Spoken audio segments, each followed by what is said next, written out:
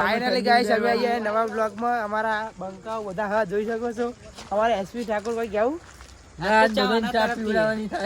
બીજું કોઈ ગોઠવણ થતું નહીં તો આરા બીજા બંકા કોઈ કેવું લે કશું નહીં. જય માતાજી. તમારે phone SP Thakor follow follow બોલો કરતા નહીં આપણે શેર કે ફોલો કરતા જ નહીં.